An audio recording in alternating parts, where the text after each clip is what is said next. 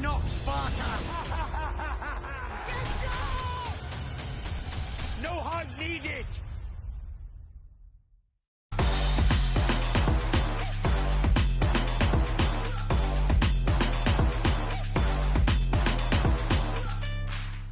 Mark Neilson, massive night at York Hall for yourself and Neilson Boxing. Just talk me through what was, a carnage night, good fights, and really, really good. Oh, we're absolutely delighted with that. There was a bit of everything, wasn't there? You know, some nice little warm-up fights, cracking Southern Area title fight, which everyone's loved to see. And the main event didn't go the way that we wanted to do for our guy, but a brilliant show, and on BoxNation. So we've got this long-term deal with them, and we've delivered tonight. They're very happy with what they've seen.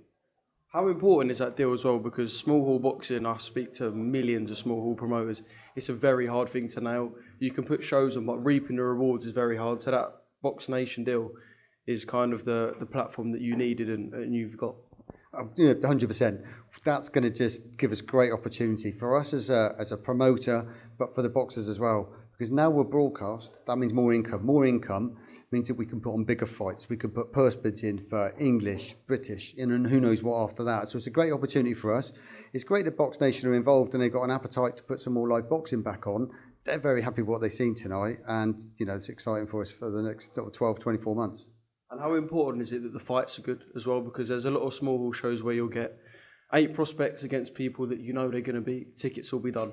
But if you get good fights, I suppose that's what draws people back.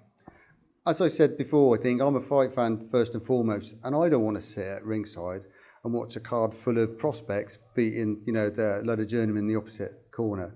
What I want to see is good 50-50 fights. So we've said, right, we're going to move forward. We've got to make every show an event, not just big ticket sellers, making a couple of quid for the promoter. Let's put on a good show that I want to sit and pay a ticket and watch.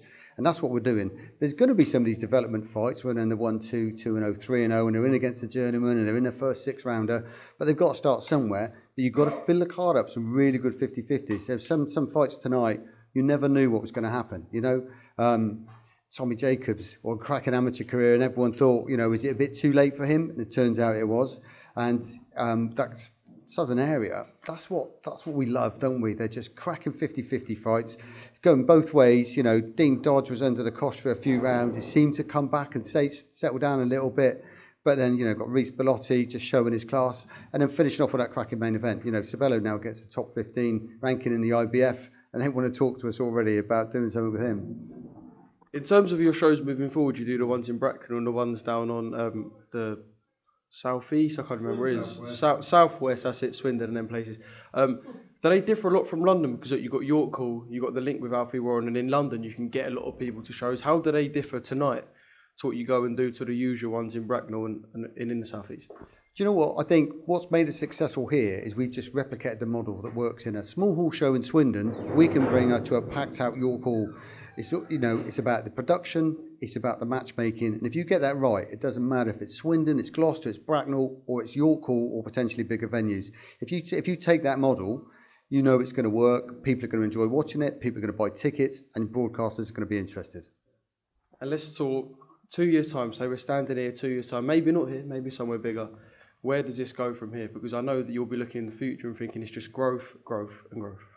Well, I started this year with a plan for half a dozen shows and hopefully ending up the year with a broadcast deal. We're in April. I've already got 12 shows in the diary.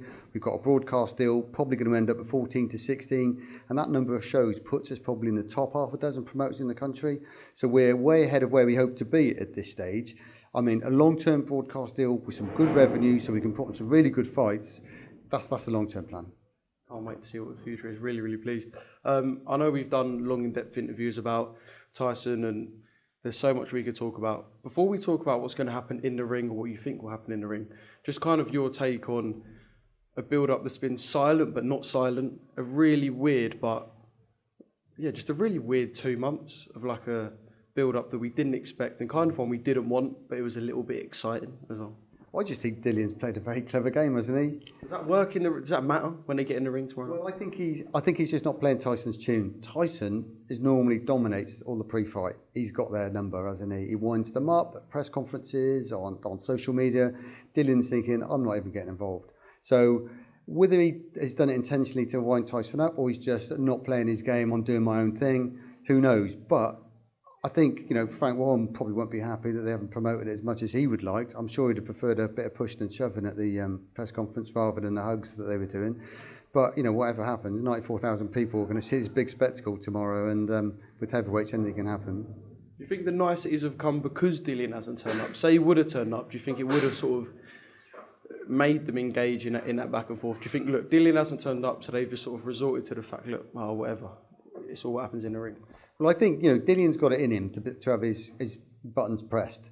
And the more he's in the room with Tyson, the more that was likely to happen. So if you had some of these face-off, behind the scenes, more press conferences, there was always a likelihood that that could have happened. And that could have just ignited things. And that would have probably generated an awful lot more interest. But in fairness, him not getting engaged has generated a lot of comment anyway, hasn't it? So has it worked, you know? Go on then, money where the mouth is. Tyson, Dillian.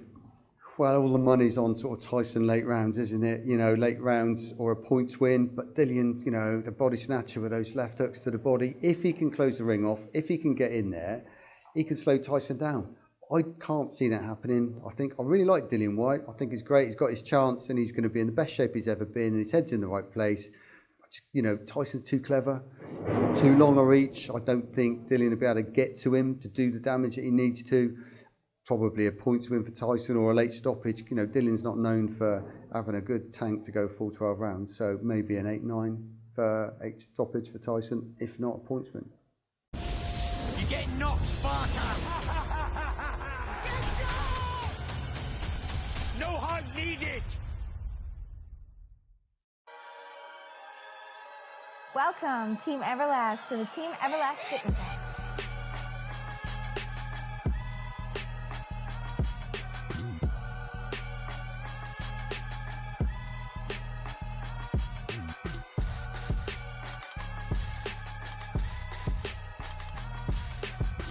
Download the Everlast Fitness app and find your greatness within.